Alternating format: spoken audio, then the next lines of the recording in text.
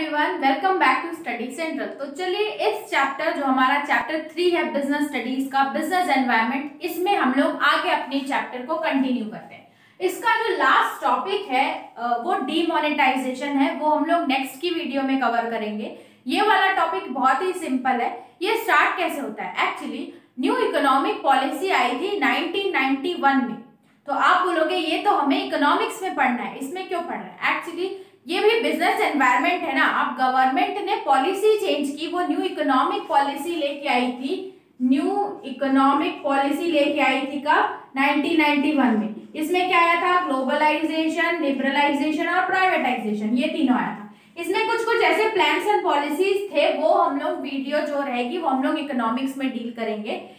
तो इसमें ग्लोबलाइजेशन का मतलब मैं आपको थोड़ा थोड़ा बता देती हूँ। ग्लोबलाइजेशन का मतलब अब जो हमारी ट्रेडिंग हो रही थी, पहले सिर्फ इंडिया में हो रही थी, ग्लोबलाइजेशन के बाद अब हम लोग पूरे वर्ल्ड में ट्रेडिंग कर सकते हैं। लिबरलाइजेशन का मतलब अगर पहले कोई बिजनेस सेटअप करने जाता था प्राइवेट इंस्टीट्यूशन, उनको बहुत सारे फॉर्म्स फॉर्मेलिटीज फुलफिल करने पड़ते थे, लेकिन लिबरलाइजेशन अब इंडस्ट्री सेटअप करने का प्रोसेस को इजी कर दिया था, जिसको बोलते हैं लिबरल प्रोसेस।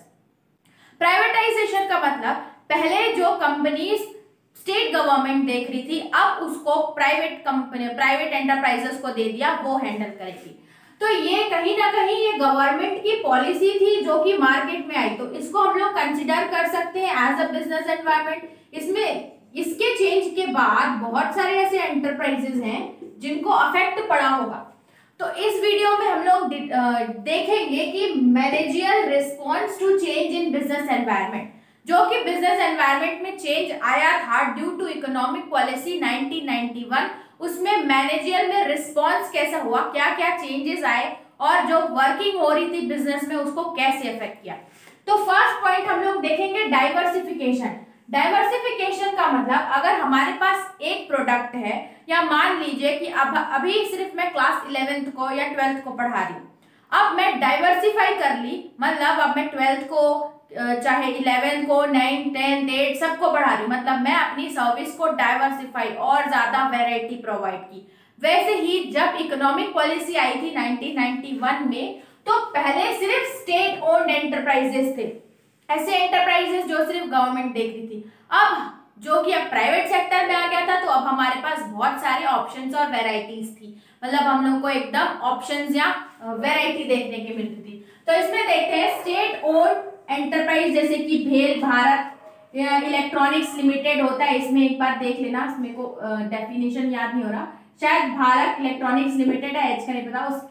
उसने अपने जो पोर्टफोलियो था, पहले ये लोग सिर्फ इलेक्ट्रॉनिक्स से ही डील करते थे, लेकिन अब ये लोग अपने जो बिजनेस पोर्टफोलियो है उसको एक्सपैंड कर दिए। अब इसमें सोलार एनर्जी से भी डील कर रहे हैं, ट्रांसपोर्टेशन से भी डील कर रहे हैं और वाटर बिजनेस भी कर रहे हैं। वैसे ही बहुत सारे ऐसे बिजनेस थे जो कि इलेक्ट्रॉनिक्स से डील कर रहे थे, उन्होंने भी अपनी एक्टिविटीज को अब डाइवर्सिफाई कर दिया था, मतलब सिर्फ एक ही प्रोडक्ट नहीं, अब वो मल्टीपल प्रोडक्ट से डील कर रहे थे।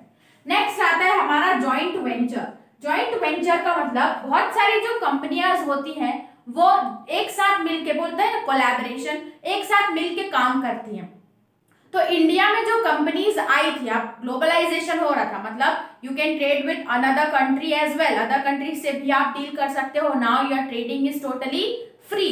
तो बाहर की कंपनियां इंडिया में आ सकती है और इंडिया की कंपनियां बाहर अपना मार्केट कैप्चर कर सकती है। वैसे ही जॉइंट वेंचर की हेल्प से बहुत सारी ऐसी फॉरेन कंपनियां हैं जो इंडिया में मार्केट कैप्चर की थी। उसके कुछ एग्जांपल्स हैं, जैसे कि फोर्ड आया था किसके साथ? एंटर्स विद महिंद्रा के साथ आया था।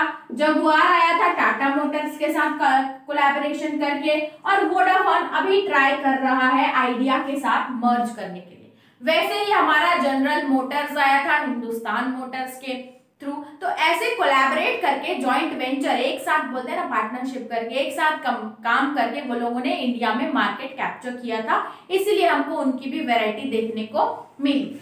नेक्स्ट तो हम लोग देखेंगे थर्ड था, वो है ब्रांड बिल्डिंग। ब्रांड बिल्डिंग का मतलब अब सबका बिजनेस तो था, बहुत सारे प्रोडक्ट्स आते जा रहे थे और इतने सारे कस्टमर्स थे, और उनको उन प्रोडक्ट में स्टिक रखना वाज अ स्टिफ कॉम्पिटिशन और stiff challenge at that time, क्योंकि इतनी डाइवर्सिटी आ रही है तो वो लोग ये ही पेन क्यों ले, वो लोग अलग वैरायटी की भी ले सकते हैं क्योंकि बहुत सारी मार्केट में अवेलेबल है। पहले सिर्फ एक ही रहता था तो उनके पास there was absence of choice, there कोई भी चॉइस नहीं होती थी, लेकिन अब डाइवर्सिटी के कारण बहुत सारी चॉइसेस आ रही थी। तो अब जो फोकस था, जितने भी बिजनेसमैन फोकस कर रहे थे, totally shifted their focus to goodwill and brand promotion.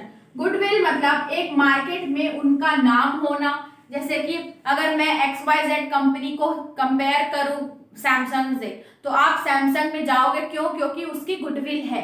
तो अभी ब्रांड्स मार्केट में एग्जिस्ट करने के साथ साथ they were also focusing on framing their goodwill in the market, ताकि उनके प्रोडक्ट पे लोग भरोसा करें। तो now companies are spending huge amount, किसमें?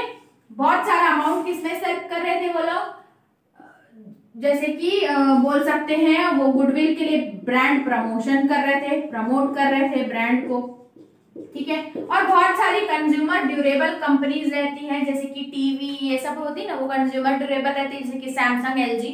ये लोग एडवर्टाइजमेंट के थ्रू अपने ब्रांड को प्रमोट कर रहे थे और एक गुडविल ला रहे थे मार्केट में। तो यही बोलता है now companies start spending huge amount on what? Advertisement as well, क्योंकि जितना ज्यादा आप एडवर्टाइज करोगे आपका ब्रांड उतना ही ज्यादा बिल्ड होगा। ब्रांड को बिल्ड करना था, एडवर्टाइजमेंट से होगा। उसके बाद है use of latest technology. Next जो हमारे चेंजेस आए थे due to what? Business environment, किसमें? Managerial response. उसके बाद जो लेटेस्ट टेक्नोलॉजी था उसका क्रेज बढ़ गया था। आप देखोगे कि टेक्नोलॉजी के साथ वो लोग बहुत ज्यादा थे। पहले जो हम लोग ब्रांड प्रमोट करते थे, अभी देखोगे तो आप अलग अलग सोर्सेस ऑफ ब्रांड प्रमोशन आ रहा है, एडवर्टाइजमेंट्स, वीडियो, एनिमेशन वीडियो और सो मच मोर। तो अब they were synchronising with the technology as well. अब इंक्रीज लोग अपना जो एक्सपेंडिचर था, जो खर्चे करते हैं बिजनेस में, वो ज्यादा से ज्यादा एक्सपेंडिचर वो लोग अपने एडवर्टाइजमेंट में या टेक्नोलॉजी पे डाल रहे थे। जैसे कि बहुत सारी कंपनीज होती है, जैसे लैपटॉप, IT कंपनीज होती है, लैपटॉप, कंप्यूटर, ये सब, ये लोग टेक्नोलॉजी में जा रहे थे क्योंकि अब ऑल ओवर इंडिया से ट्रेडिंग था, न्यू इकोनॉमिक पॉलिसी आ गई थी, तो अब लोग चेंज चाह रहे थे, दैट्स व्हाई। तो क्या लिखा है? Increase in expenditure on research and development. Technology के लिए अब हमारा जो एक्सपेंडिचर था वो किसमें पड़ गया था? Research and development. नेक्स्ट आता है कस्टमर फोकस।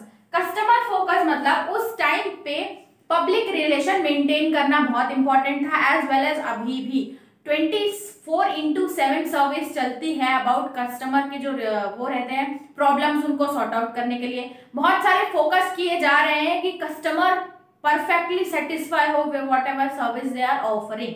अभी आप देखोगे तो बहुत सारी कंपनियां, Amazon, फ्लिपकार्ट, आपकी कोई भी कंज्यूमर रिडर्सल, वो लोग एक सेंटर, सेल बनाते हैं जिससे आपकी प्रॉब्लम्स का फट से सोल्यूशन निकल जाता है। मतलब अभी जो फोकस है वो है कस्टमर को रिटेन करके रखना, कि वो उनके प्रोडक्ट पे ट्रस्ट करे और वो कहीं और न जाए, because so much of products is available all over the market. तो ये हमने पढ़ा कैसे हमारे जो मैनेजरियल जवाब था अबाउट बिजनेस एनवायरनमेंट जो चेंज हुआ उसका। एक टॉपिक बस और बचा है, वो है डीमोनेटाइजेशन। तो चलिए नेक्स्ट वीडियो में डील करते हैं डीमोनेटाइजेशन। और don't forget to subscribe the channel. Thanks for watching.